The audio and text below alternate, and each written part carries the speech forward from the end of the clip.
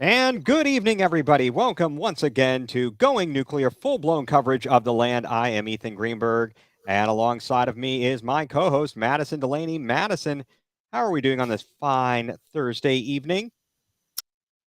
We're doing good, doing good. It's nice fall weather here in North Carolina, like a little touch of fall. We're going to hit the 80s again next week, but I'll take it for you. I am doing pretty well, thank you. It's been a long but short week for me. Took Monday off to observe for the Jewish holiday of Yom Kippur.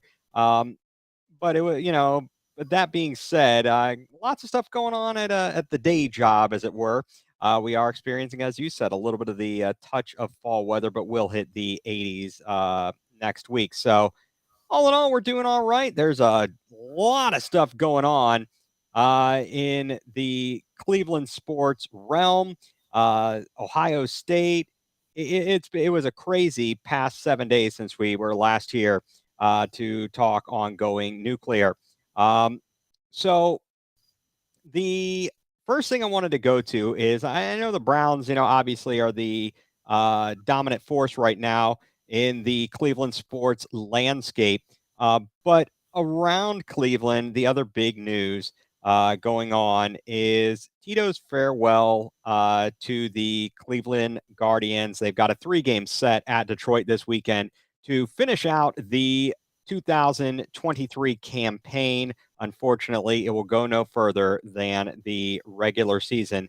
Um, but notwithstanding this season, even, where do you think Tito Francona ranks in terms of all-time Cleveland coaches? I mean, uh, Paul Brown obviously is going to be at the top of the list, but in modern era, where would he fit in? Ooh, we've had a lot of not great. The one constant, especially recently, obviously, has been Tito, right? Like he's the one that's been there. I don't know how many Browns coaches and how many Cavs coaches we've had. His tenure, not a number that anyone would like to admit to, but he's got it there. I mean, I know he didn't, win the World Series here, but he had a few really great runs and some really great memories. Time like the win streak, stuff like that, and obviously taking a team with not a ton of resources, and kind of less. So he's got to be up there. Yeah, I think he is. I mean, the Cavs really haven't had quote unquote legendary coaches. I mean, I will say Bill Fitch was here, and Bill Fitch is an all timer in the NBA.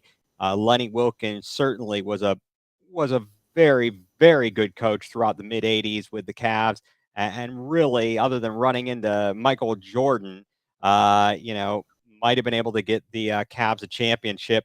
Mike Fratello was fantastic. Um, and all, even though Ty Lue led the team to the championship that season, part David Blatt, part Ty Lue, um, I don't think the longevity is there to rank them at the top of the list. But yeah, the Browns certainly, Paul Brown, and then I don't know. I mean, the Indians, Guardians have had their share of guys between Tito and Mike Hargrove, what he did with the team in the mid '90s. But really, Tito, as you said, doing so much with so little was just fantastic.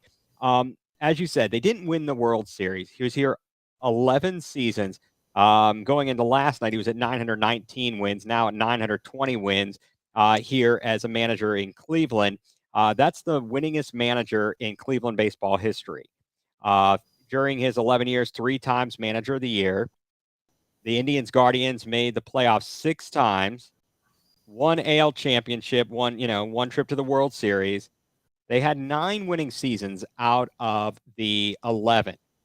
And the other season prior to this that they did not finish above 500, they went 80 and 82. I mean, just a model of consistency for Tito Francona. He came to Cleveland after being in Boston, where he broke a curse there of not winning the World Series and wins 2. It's sad that to see him go, but hopefully his legacy will live on. That the farewell. Did you happen to catch the farewell tribute to him from last night's game? Did see pieces online, of course, on social media. It was kind of hard to watch. Like it was emotional. I didn't want to watch it almost because I'm right now. But yeah, it's sad. I'm glad they got the last. And I would say one, I can't remember who was being interviewed, but I heard someone like fashion for how this year has gone. It's a one run, just out victory. Just what they've done, I think, in his. Yeah, absolutely. I mean, it's been a rough season, and you know, certainly it wasn't what we expected. I mean, we were talking around the All-Star break, maybe a little thereafter, about where we thought the Guardians were going to finish. We both predicted they would get over the 500 mark. That did not happen. We talked about the possibility of winning the division, making the playoffs. That did not happen. It just never came together this season for the Guardians between the pitching injuries, Mhm. the lack of clutch hitting, and I should say with the pitching injuries to the starting rotation, it put so much stress on the bullpen and overworked them so much to blow as many games as they did, blown saves. That's tough. I mean, that's the difference right now between the Guardians being division champs and in the playoffs and not being in the playoffs. So there certainly is work to be done going into next season. It will certainly be interesting to see what youngsters they have, what they're going to do with Shane Bieber. Is Tristan McKenzie going to return to form?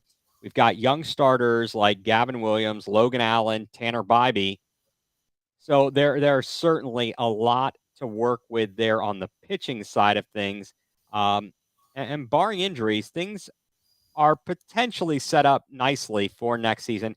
I would say that, in my opinion, and I'd love yours, um, the most important thing I think going into the off season, spring training into next year is finding some reliable hitting and more specifically a little bit of reliable power in the middle of that lineup. It's a darn shame that Miles Straw just hasn't been able to really hit his stride at the plate and has been, although he is so fantastic defensively. What do you think the biggest need is going into the offseason for the Guardians to address? And I should say, obviously, other than the obvious of figuring out who the next manager will be. Yeah, it's like a broken record, right? Like we need hitting, we still need hitting, and here we are with not a ton. So it's obvious thing to figure out. Especially where getting someone who has proven, a proven track record of bringing hitters along. There are on our roster gone elsewhere, and that hitting is kind of back to what maybe we were when it wasn't here. I'm not gonna call that out. Obviously, great job with the pitching, the pitching staff and all that. But it's like, do you hire a DC? DC is the head coach in football, that kind of deal, and like maybe we need to swing the other way. We have infrastructure, find some kind of get the hitting, or at least bring the guys along on staff that can get figured out. Because we have it on the roster down there somewhere. We just got to bring it. Right, right. I think that we had a great conversation with Logan Petoskey, earlier, over the summer. He's the voice of the Lake County Captains, and he had some good insight on young fellas that are coming up through the system that we're going to want to keep an eye out. And I noticed when they start showing highlights of Double A Akron or Triple A Columbus, we'll see some of those names that Logan was talking about. It will be another interesting off season for the Guardians, and hopefully they are able to get this lineup to where it needs to be to really compete next year. And hopefully the starting rotation, the pitching rotation, comes back into form. The injuries subside, and we don't have to put as much stress on the bullpen. We've got to be able to get guys who can pitch, consistently get 7 innings, maybe, more than 6 innings. Right. It seemed like we rarely did that this season. I would be curious, and I didn't look at the stat. It just came to my, flew into my funnel. I would love to know if we even had one complete game this season, because I don't Oh, know if we did. yeah. I don't know. It's a good That's question. not good. Not good. So the Guardians will close out their season, a weekend series in Detroit, and Miguel Cabrera, he might do a number on us. He is retiring. They've got his number mode, or whatever, the pattern in the field out in center field for the Tigers, and they have done very well against the Guardians this season. So I'll be curious to see how this team finishes out, and if they can find any inspiration to send Tito off in a winning way. That would be fantastic. And also, I'd like them to do some justice for the fact that somebody stole Tito's scooter again for the second time this year, stripped it down, and um, apparently took a number 2 on it. Oh, And jeez. yeah, that's just horrible. What is wrong with people? So moving on. Guardians are going to be in the rearview mirror. We will take a look at the Guardians throughout the offseason. But for now, things will probably be pretty quiet. There will be questions to be answered. In the NBA, the Cavs next week will get to media day. And nothing really going on specifically with the Cavs. Uh, but the big news yesterday is the 3-team trade involving the Bucks, the Suns, and the Trailblazers, where Damian Lillard gets sent to the Bucks, and that's really where I want to focus. How much better does it make the Bucks, and how much more difficult does it make it for the Cavs to get out of the Eastern Conference? Yeah, it's gonna be tough from an offensive perspective, but obviously, like they lost Drew Holiday, so that's defensively. That's you like I don't think anyone's saying Damian Lillard's a better defensive player than Drew Holiday. Offensively, obviously, you give it to him. That gives me pause on going ahead and crowning them champs, as some people have wanted to do, and I know they're like they're the favorites on the sports books and stuff.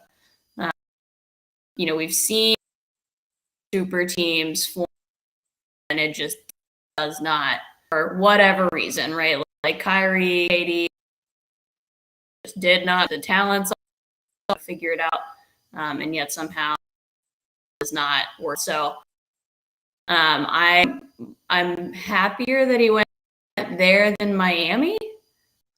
I like fully say I do think I would not have liked with Jimmy Butler. I will live with it for now, because I also don't know that I think Giannis is fully committed in the first year.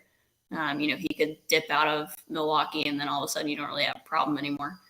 Dame's kind of back to his regular situation, so we'll see how it goes. I'm not obviously I will say. Yeah, that certainly changes the landscape in the East and the NBA overall. Certainly, the Bucks were amongst the favorites, but they went after yesterday's trade. They immediately, I read that they are now the odds-on favorite to win the NBA title, and I think you're 100% on that. I'm happier, or feel better that he went to Milwaukee than going to Miami. I guess for me, though, the reason I didn't want him to go to Miami is I think Miami is one. I don't like Miami. I just don't prefer them. And they're fair weather fans. Yeah. Two is that I think that Miami, because they play so hard, so well, even with and get the most out of their guys, that would just make them more difficult and more insufferable. In Milwaukee, as I look at it, yeah, it's Giannis, it's Dame, it's Chris Middleton, and it is Brook Lopez. But like you said, they lose Drew Holiday. They've got some other pieces and parts, but how deep is that bench going to be? They lose Grayson Allen, a pesky pain in the tuchus defender. They lose Drew Holiday, a very good defender, a great contributor, and so I think that it's not any kind of guarantee for Milwaukee, and you're right on when you say that for Giannis. Obviously, he went forward and kind of said, "Look, I want to be surrounded by winners." He put the pressure on the front office to make this move, and Damian Lillard, he's 33 years old. You know, I'm not saying that he's an old man, or anything by that nature, but of that nature, but certainly in NBA and professional sports, athletes, ages, and when you put it in that perspective, he's getting up there. He is certainly getting up there, and we will see how he does and how the situation changes the landscape of the Eastern Conference. Certainly, still there's a big challenger in the Celtics, and I'm not so sure about the 76ers. They've got a heck of a situation on their hands there. Giannis, or I'm sorry, Yeah. with Joel Embiid and then James Harden, the malcontent. They're in some trouble. And also the Bucks, I should mention, they're getting a new coach, a first-time head coach. He's had experience, Adrian Griffin. He's been an assistant. So I don't know. That's a tough task as a rookie head coach, but I guess we shall see what this does for Damian Lillard and what it does for the Bucks. I think what it is though is, did you notice? Jimmy Haslam's a part owner, and what do you know? They're like, we're going all in. We're going all in. Is that just the Jimmy Haslam way? It has to be now. Slightly disgruntled star. Hopefully, I guess hopefully he has similar results to Watts in play as well for Milwaukee. No offense to Jimmy. Oh no! Don't say that, Madison. Hey, for the Cavs' sake, I want him to play poorly. I don't want him to do anything bad. I just want him to play poorly. How about not as well? Yeah. How about if he's just mediocre? He averaged over 32 points a game last season. Ridiculous.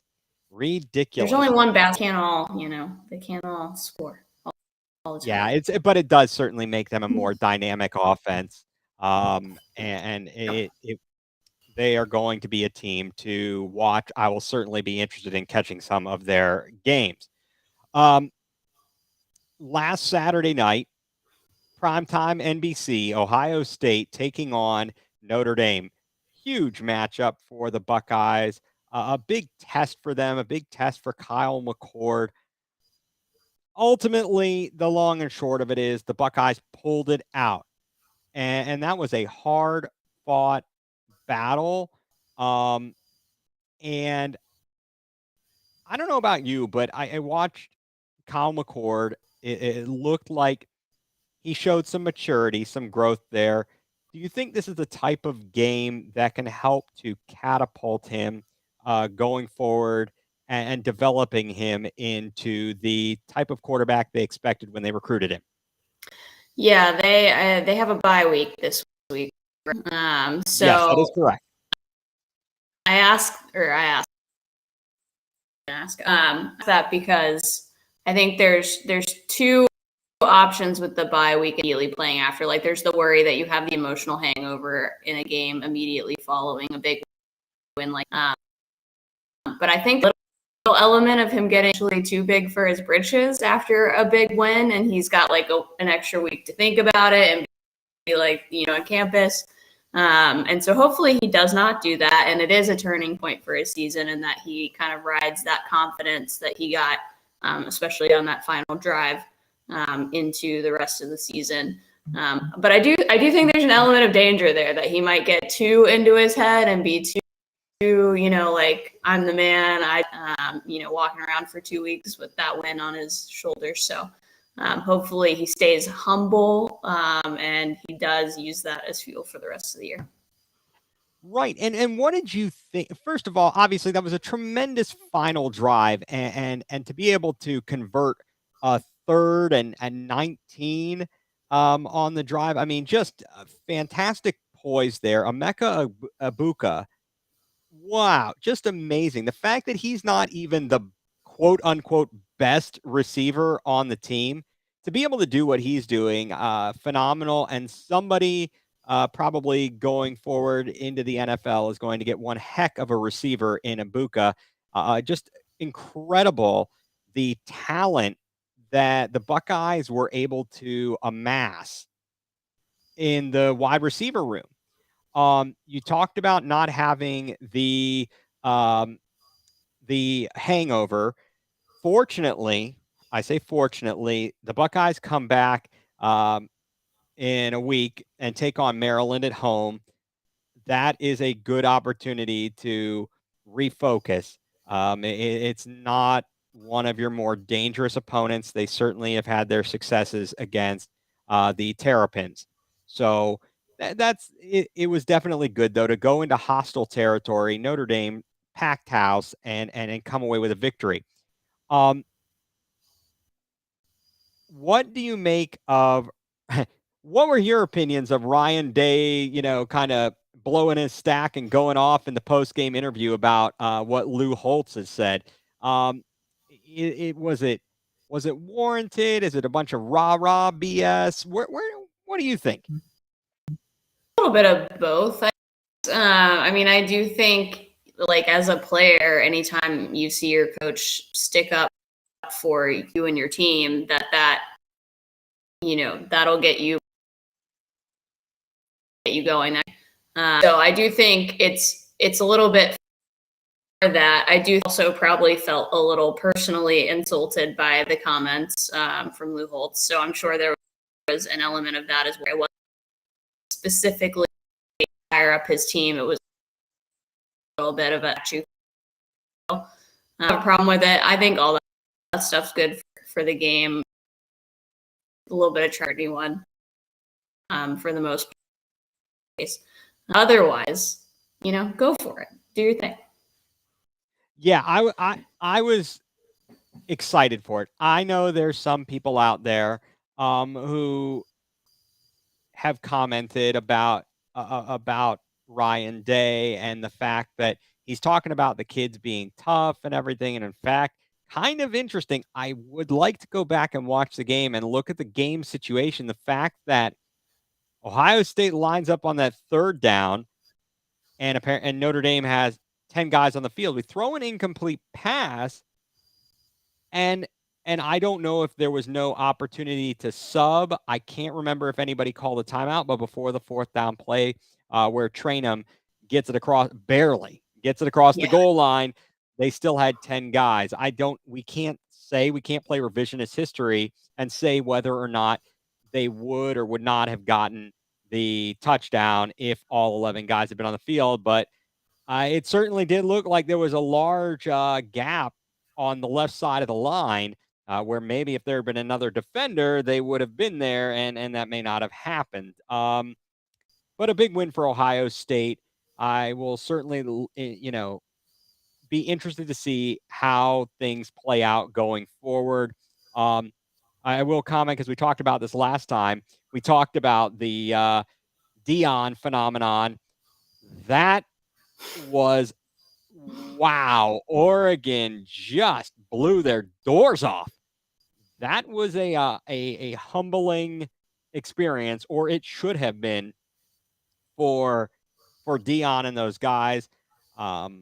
Certainly has to be something to watch going forward because this week, amazingly enough, they're playing the big noon game at USC. Colorado is a 9 a.m. start time out on the West Coast.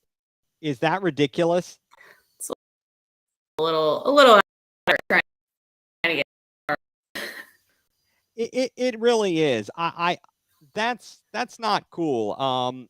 It's not good as far as I'm concerned, and I could be wrong, and maybe I'm old. I'm probably am, but it's not great for the fans. It's not great for the kids. I mean, you are compromising the game for TV and money when you could wait and maybe play it at you know, 2:30, 3 o'clock even. If you played at 3 o'clock, it's a noon kickoff. I'm a little bit baffled by the decisions that they make, and it really speaks to the whole issue of does the NCAA do they really care about the athletes or not? Um, Yeah, I have to say they.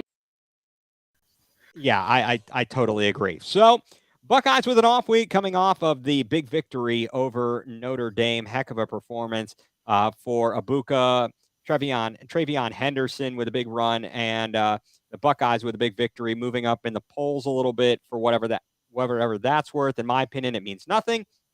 So that's where we are right now, and things are setting up nicely for Ohio State. So moving forward, we will now take a look here at the Browns. The Browns big win, with a big win over the Tennessee Titans. Another fantastic defensive performance, a 27-3 victory. And Deshaun Watson had his I would definitely say he had his best game so far as a Brown on Sunday. He went 27 of 33 for 289, two touchdowns, no interceptions, and two of his six incompletions were on throwaways. So that's really good. Amari Cooper, despite still kind of fighting this groin injury or whatever's going on, seven receptions, 116 yards, should have had more, other than the And botched, spreading the you know, race. yeah, other than the botched blind referee call, and then also Donovan Peoples Jones and Elijah Moore both contributed 49 yards each. But one concern I have is the rushing yards, 78 yards by committee, and that includes Watson's rushing yards, Yeah. 31 carries. We had three fumbles in the game, lost one of them.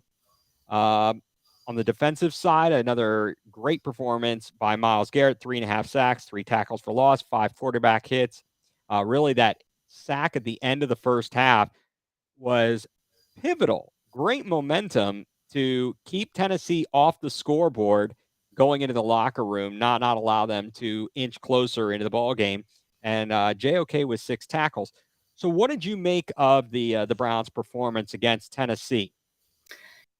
Yeah, I understand the rushing concerns. I don't know that I am gonna throw up the warning sign just yet because Tennessee is a very good run defense. So I think there's a little bit of credit there. Do I think we run the ball better with Nick Chubb?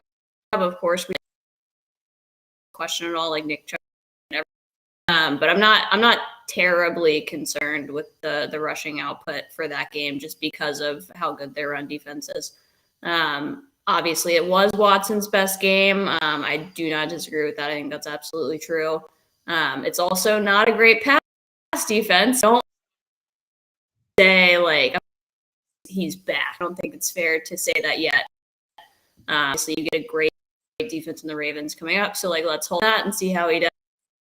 Obviously, he's been shoulder injury, I guess. He popped up. Lack of turn into excuse. But happy to see the positive plays from him again, where he threw backwards. I watched it. Is this a real thing that's happening? Thank goodness Elijah Moore got on the ball. I think he had to be what even doing back there? My other question. Now that would be something interesting to find out, something good to find out. I don't know that I've seen any answer on that, but yeah, certainly that was not a good look. That was a tough play there. I'm gonna say, but we definitely saw some signs of life from Watson that we've been hoping to see.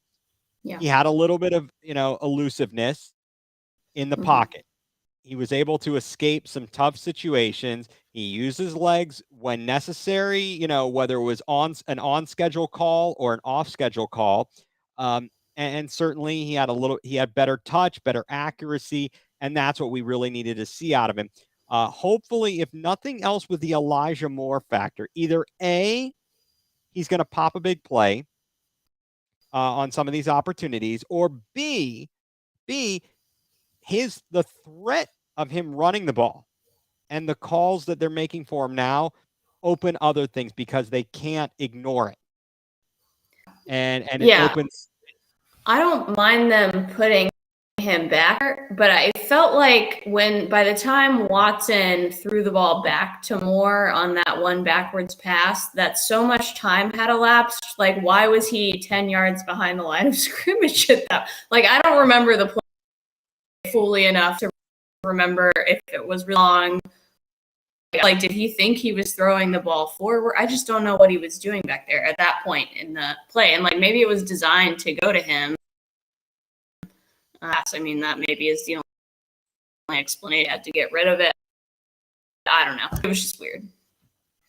Weird is an understatement, Madison. Weird is an understatement. I love your cautious optimism. That's right up my alley. For the the biggest thing that's being talked about, other than Watson, and then I guess outside of Watson, Nick Chubb injury, etc., the defense. Everybody is very, very pumped on the defense, and I want to be because you can only play the people that are on your schedule. Right. If they're crappy teams, they're crappy teams, and you've got to do your best. And the defense has showed up so far. This is going to be the first real test because Cincinnati, I will say this.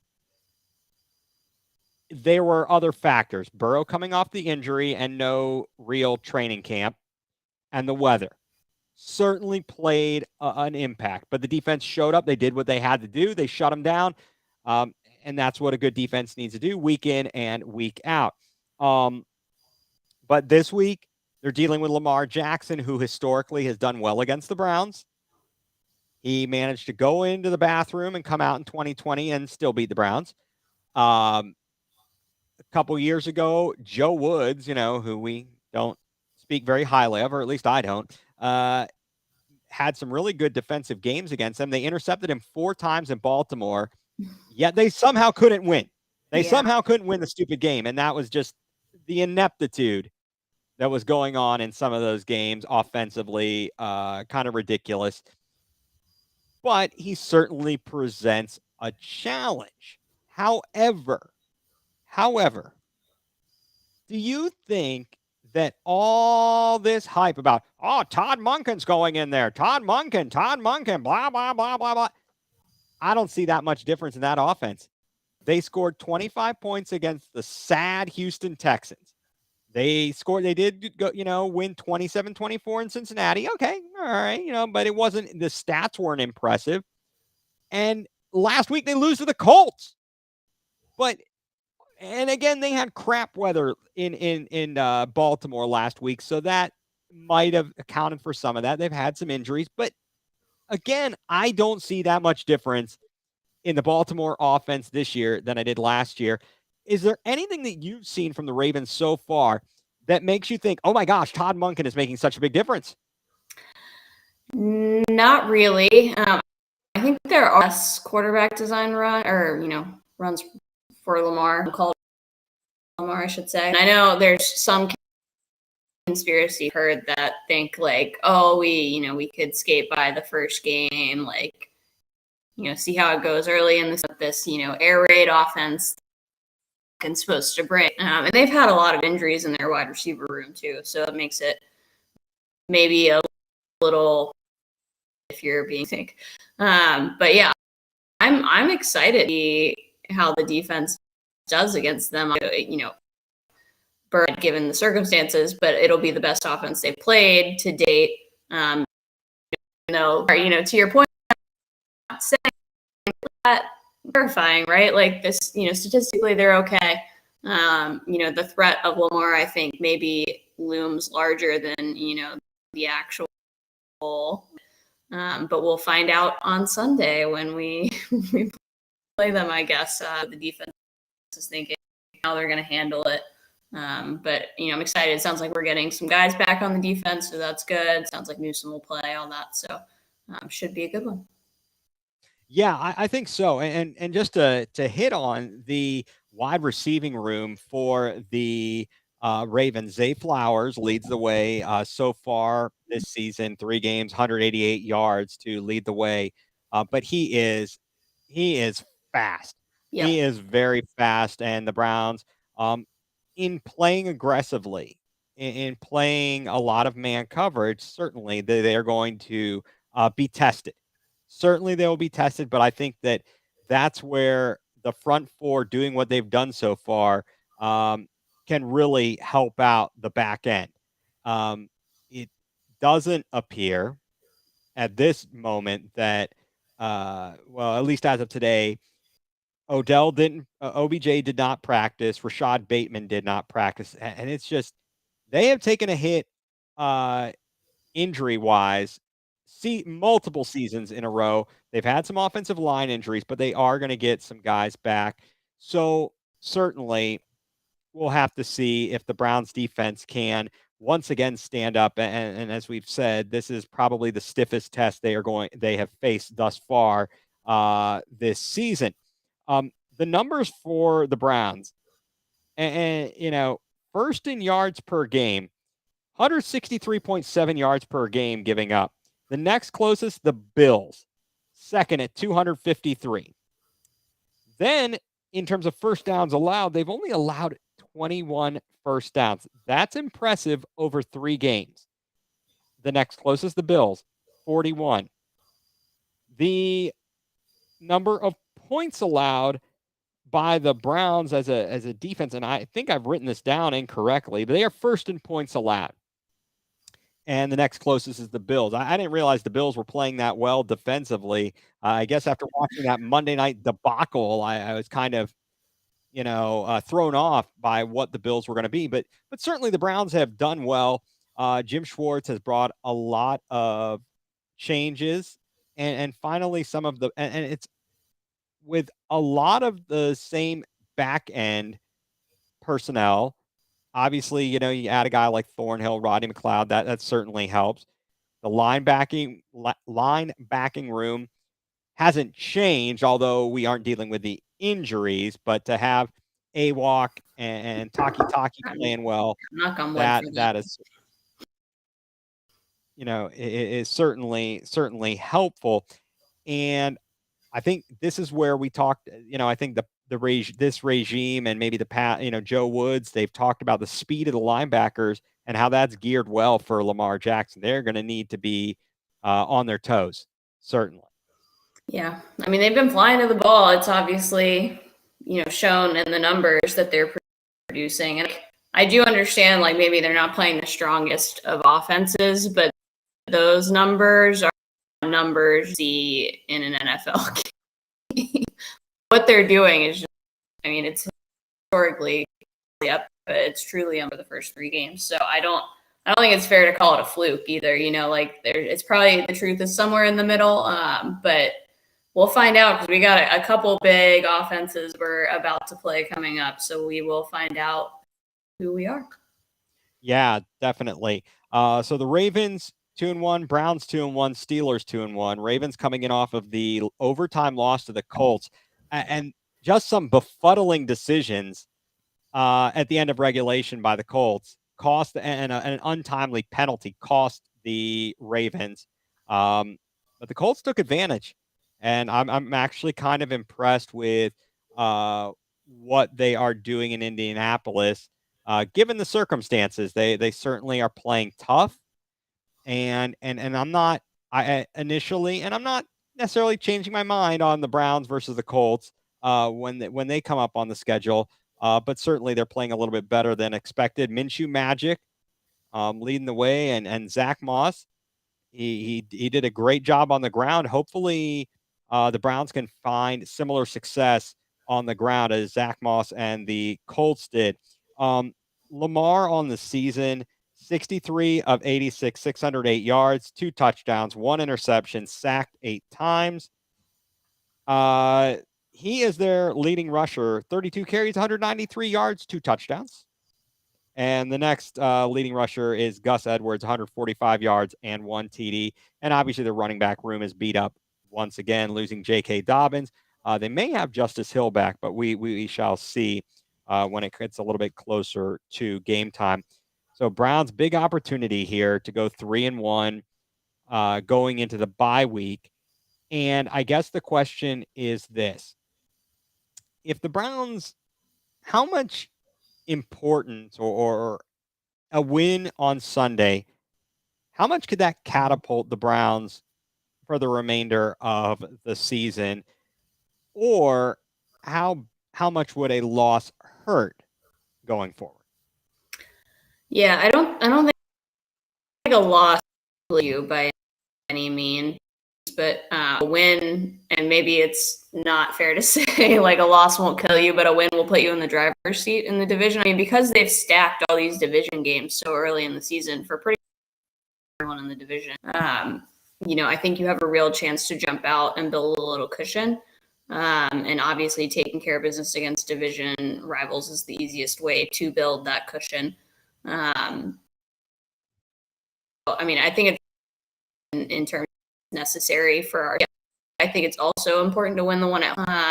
Obviously, it's hard to go into Baltimore, so you definitely want to give up home field when you have it. So I think they need to get a win. I don't think it'll kill, but it's not a must win. It's too early for that. Probably, maybe is it? Is it too early? I think I Madison, to your point, I don't think a loss would kill us, but it certainly would do a lot of help the Browns psychologically, put them in a position where they feel like, this is our home turf. We're going to defend it. It would, if they win, they'll be 3-0 at home. That hasn't happened. I believe I read since 2000. If I read the article correctly, maybe that was since 2004 would be the first time they've been 3-0 at home to start a season. That was a long time ago. That was a very long time ago, and the Browns definitely could use that kind of a boost. Certainly, even if they win, if Pittsburgh wins, Pittsburgh still also is 3-1. Pittsburgh has had a little bit easier slate to start the season, and certainly their challenges are going to be coming going forward on their schedule. So definitely a big moment for the Browns, a chance to step up and kind of again continue to show their mettle and prove their standing in the NFL. But I don't mind if no one else wants to talk about the Browns; they can sit under the radar. And on a football, but not Browns topic, should Brandon Staley be fired? Should he have been just fired on Sunday for that stupid decision? I'm sorry. I'm that is ridiculous. You are only up by you're up by 4 points, and you go for it on fourth down in your own territory. That shows a humongous lack. I would argue you don't feel very good about your defense, and that just I don't know. I could not believe that Brandon Staley did that. And I would honestly not be surprised if he is ousted from LA after this season. I just don't see any other way about it. When you saw that play, where you or heard about that play, what was going through your mind?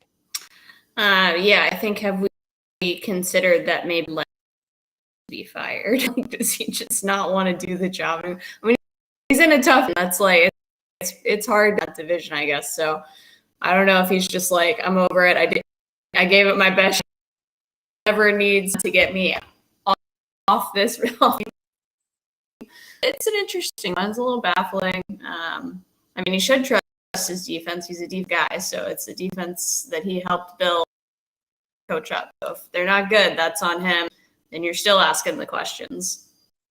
Yeah, that was brutal. Absolutely brutal. That defies. I don't care what the analytics says. That defies all football logic. that absolutely defies all football logic. He was fortunate that the Vikings botched it. Yeah. Because they honestly, the Chargers deserved to lose that game.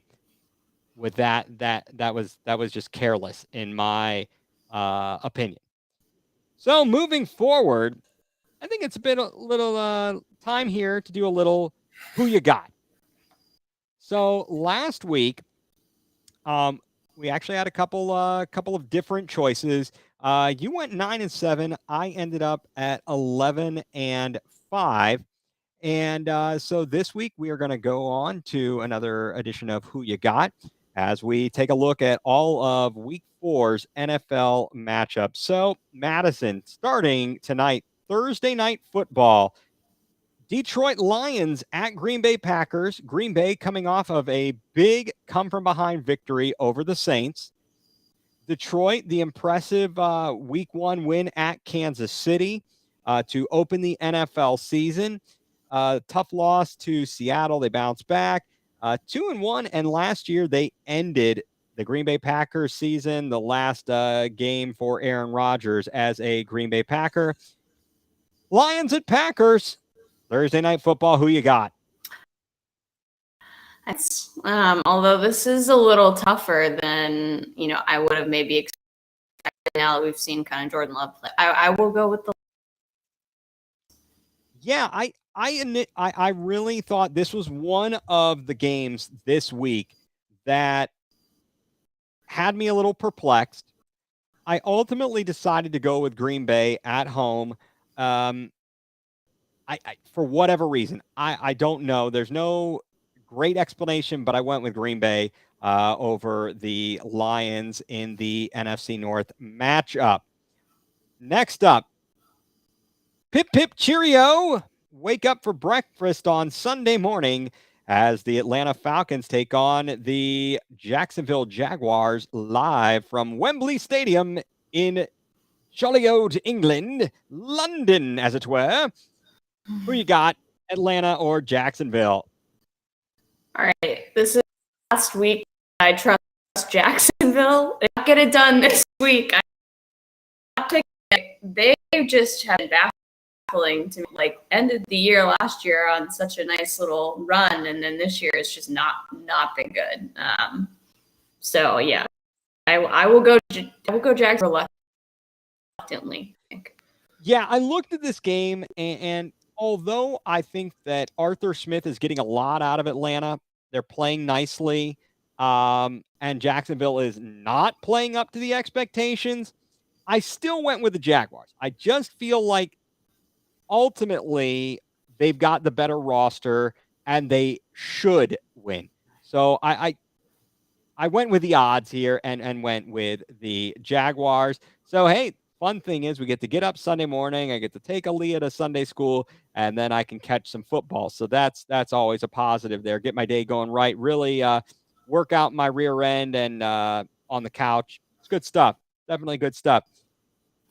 Next up, Miami. The Dolphins put up a 70 spot on the Broncos last week. They visit Orchard Park and the Buffalo Bills. Certainly Miami looking like the dominant force. Buffalo, they struggled in week 1. They've seemed to have bounced back. They got a 4 interception day against the Commanders on Sunday. Miami at Buffalo in this AFC East matchup. Madison, who you got? I will take Buffalo with Miami falling very 7 points. The high from that, I not really match that kind of Buffalo. I also think Buffalo's a little extra motivated after 70. Yeah, that's a good call. I actually went with Miami on this one. I think that Buffalo is maybe not as good as advertised going into this season. And I feel like Miami really right now is strutting. And you're right, they could have a big letdown, but I'm not seeing it. So at this point, barring an injury or an injury to Tua or multiple injuries in the wide receiving core, I think Miami's in pretty good shape, and I went with the Dolphins. Next up, we've got the Vikings, who we just spoke about, at your Carolina Panthers. And I believe is Andy Dalton under center for the Panthers? I haven't really about Bryce Young, so I think they were expecting him to probably is Andy Dalton. All right, and I don't know, and I thought about that. I don't know if you've thought about that or how that changed, if at all that weighs into your decision on who you got. Minnesota at Carolina. Madison, who you got? This is another one that this is the last that you get trust out of me with Kings. I mean, they're like regressing to the mean. They won all the games, blah, blah, blah, last year, and they're reaping the opposite of that. I don't think the Panthers enough to get it done. Maybe they proved me wrong, even when Andy Dalton. I do think Andy Dalton instead of Bryce quarterback situation in the short term, but obviously you're trying to get Bryce Young long term. He's a seasoned veteran. He works well with Thielen, but I do think Vikings. Yeah, I also went with the Vikings. I know they've kind of, as you said, they had all those close wins last year. This season has not gone so swimmingly, and they're not playing very well right now. Obviously, the departure of some of the talent, Adam Thielen, losing Dalvin Cook, although he hasn't done anything in New York, really. That's a different story there, amongst others, and losing guys on the defensive side of the ball, Za'Darius, Dalvin Tomlinson, etc. Yeah, Minnesota is struggling, but I do feel they're going to have enough to take care of Carolina. Although Carolina might be in better shape with Dalton being a steady hand back there under center rather than Bryce Young right this moment. Still going to go with the Vikings. Next up, the Denver Broncos at the Chicago Bears. This might be the early season toilet bowl matchup because both of these teams stink. They absolutely stink right now. Who you got in this disastrous matchup? I because are just they're that bad, I guess. They're just really, really. I mean, Denver's also not great, but I do think Denver wants to respond to their 70-20 beatdown. So they come a little more fire than Chicago. I don't really feel good about either of them, but I will go Denver. Yeah, I also went with the Broncos simply because I feel like I guess I'm giving a little bit of credit to Sean Payton and faith in him that he can get the team turned around. They've got to show some pride. And I think that the Bears are just not good. And they haven't done much to help Justin Fields develop. This is bad. It's a very bad team right now. Yeah. Denver is right on par. I mean, they both stink so far this season, and I'm not sure what's going to happen. Heck, this game could be a tiebreaker for who's going to get the number one draft pick coming up next spring. But yeah, I'm going with Denver. Feel like they might have an edge, at least in the coaching department. We shall see. Next up, Steelers at Texans. Texans coming off of their first victory under their new head coach. I believe that's D'Amico Ryans. And CJ Stroud with his first professional victory. He was the offensive rookie of the month. That's pretty impressive. He is playing well. Pittsburgh at Houston, who you got? I'm going with a bit of an upset. I'm taking Houston in this one. And maybe it's my Browns fandom blinding me. But I just don't think Pitt's offense is very good. And Houston's played hard. They've been in most, if not every game. I can't remember all their scores. So I will take the Texans. Oh, we differ on this. I didn't want to pick Pittsburgh. I really didn't. But I did because I just feel that their defense is good enough. Tomlin can strategize well against CJ Stroud. I mean, I wouldn't be shocked if the Texans won. and I wouldn't be upset if the Texans won. Heck, Yeah, gleeful if the Texans won. I just figure that Pittsburgh has that edge right now, and so I picked the Steelers begrudgingly. that's fair. Next up, next up, we've got the LA Rams at the Indianapolis Colts. Colts coming off of a victory. Rams not so much. Yeah, Madison, who you got?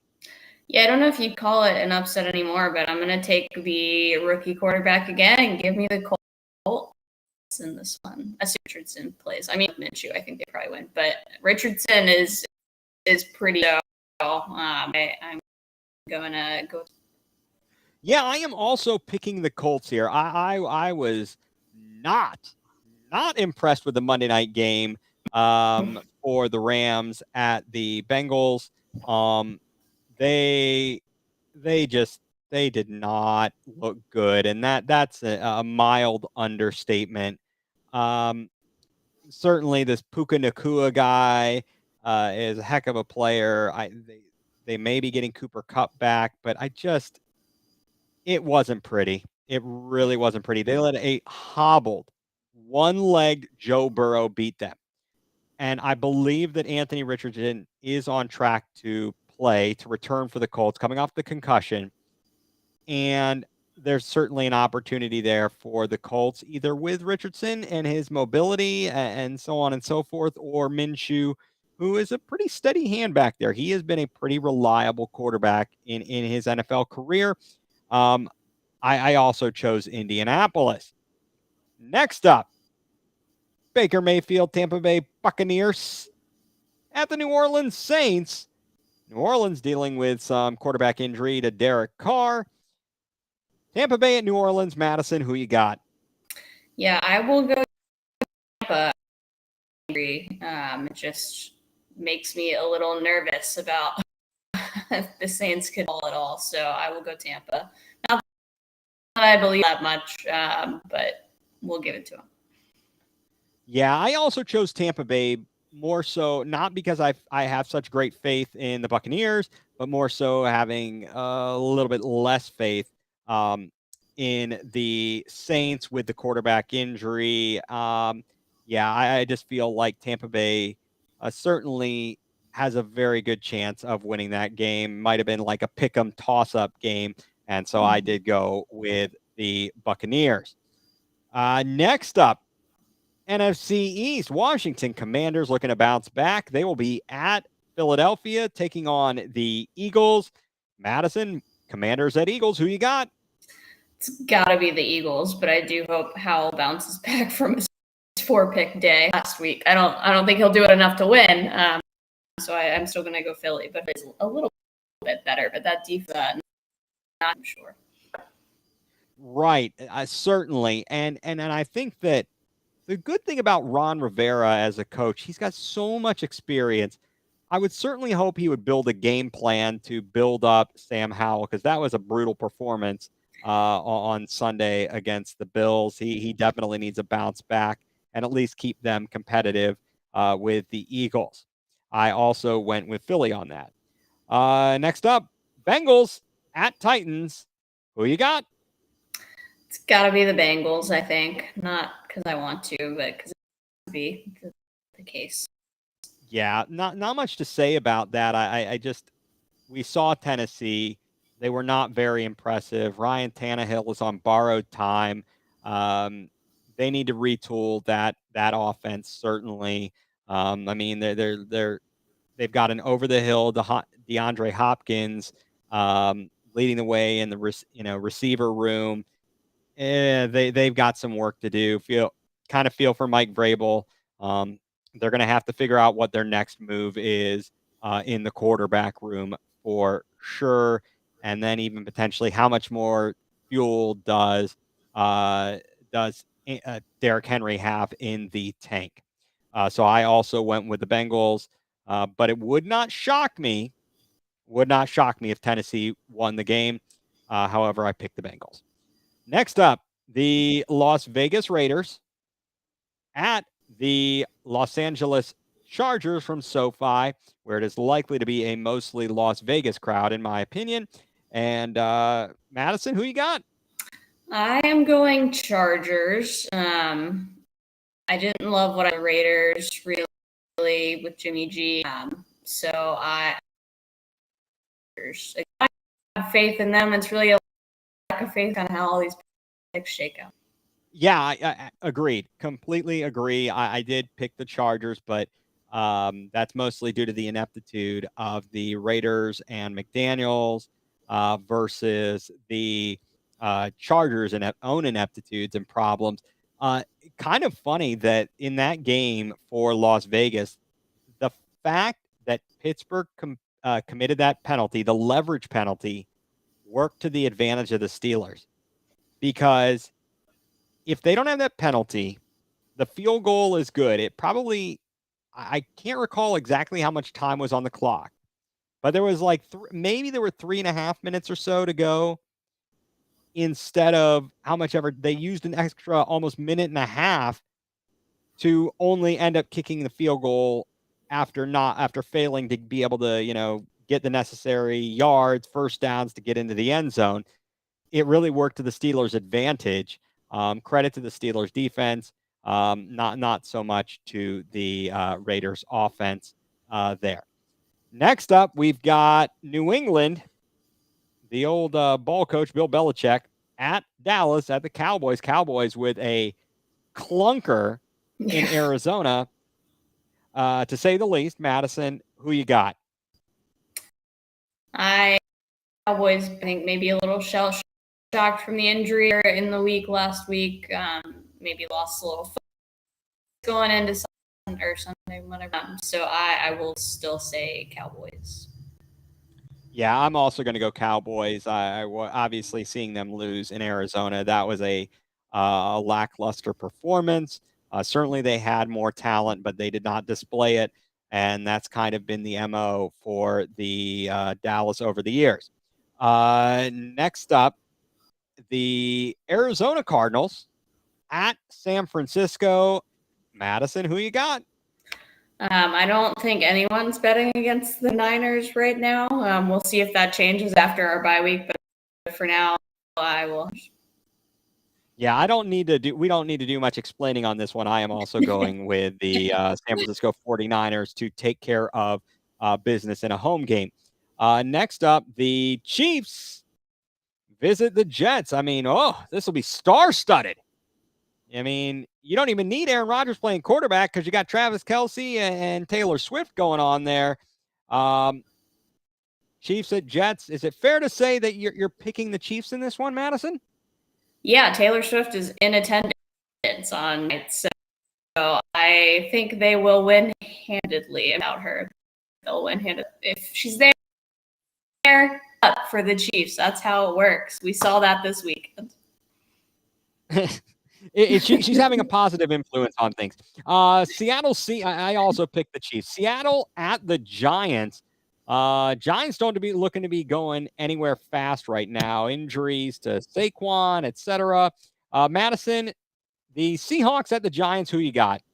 I'm going Seahawks, I think. To your point, Giants are struggling. Yeah, they are certainly on the struggle bus. I am going to go with Seattle as well. And finally, the Cleveland Browns home to Baltimore, 1:00 Sunday afternoon, Cleveland Browns Stadium. Madison, who you got? I think the Browns get it done at home. I think it'll probably be close, but I think they pull it out. I think the defense still looks good. I think they hold Lamar in check. Yeah, I also picked Cleveland. I just, from what I've seen, I believe that the Browns have the better team on paper. They have shown up so far. It is going to be a very difficult task and probably the most difficult challenge of the season. They're going to have to show up on Sunday and keep Lamar in check to get a victory. Certainly, John Harbaugh, a heck of a coach, and the Browns. They aren't. It's not like the mountain that we've had to climb to play Pittsburgh. but still they present their own challenges, and it's going to be difficult. But I do have a Browns win. So that's all for who you got. And now I think it would be a good time to tell everybody what has us going nuCLEar this week. Madison, what's got you going nuCLEar? It's kind of a dumb thing, but it is pretty annoying. I That's have okay. If it's got you nuCLEar, that's all that matters. I have huskies in our neighborhood. Don't love them; they're not very nice. They, like, really give you the death. But that's not the point of the story. The point of the story is that the owner brushes them and just lets the hair just float in the yard, and piles and piles of lots of dog hair. And it's just like, I mean, it's not aesthetically pleasing. I was watching last week and he tried to eat it, which was not fun for me. It's just like, put it in a bag and throw it in the trash can. Like, it's not. And then the first one cleared out, they brushed the second one. So then it came back a couple days later. I just wish that, like, have a little courtesy for your neighbors. Like, we have kids in the neighborhood too. Like, we don't need them picking up dogs fur and doing more stuff. Just remember, be disrespectful to your neighbors, I guess, and brush your dog and just let it free fly in the wind. I call it Windy City down here. We've had a lot of wind lately, so it's just blowing everywhere I can. Yeah, that would definitely have me going nuCLEar. It just all goes into the common courtesy, kind of area that we're dealing with these days. People, when I take a walk and I see dog duty on the side of the road, that's a little bit annoying. Yeah. So yeah, I get you. They're as you said, not aesthetically pleasing, and then where's just the common courtesy? Like, really, this is the best place to do this, or if you're going to do it here, why can't you at least clean it up? Well, kind of funny that you have a complaint about an dog pet owner, because I in fact am going to be going nuCLEar this week about bad pet owners. And what has me going nuCLEar this week is this is something that I've seen, again, as I take my walks through the neighborhood. I see certain families that have dogs that they let out of the house into the yard, no leash, there's no fence, and then they're wandering in the street. And yesterday, I am coming home on the main street that goes in and out of our neighborhood. Sure enough, I see this little Chihuahua dog in the middle of the road. Traffic is kind of stopped on the one side, going the way I'm going, but it was beyond where I needed to turn. I see a woman in the street trying to get to the dog. I'm like, look, this is ridiculous. If you're going to be a dog owner, if you're going to be a pet owner, own the pet. It's your duty to take care of the stupid thing. Okay? You're doing a disservice to the animal because it's going to get injured. It could get killed. Something terrible can happen to the animal. You're doing a disservice to your neighbors. Who knows? It's out there, probably doing its business wherever. Could be leaving a mess. Could get hit by a car. Could bite a kid. I mean, This is ridiculous, people.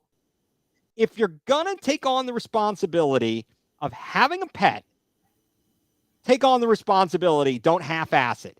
If you don't want a pet, if you don't want to take care of it, if you're not going to live in a house that is appropriate for it, then maybe you shouldn't be a pet owner.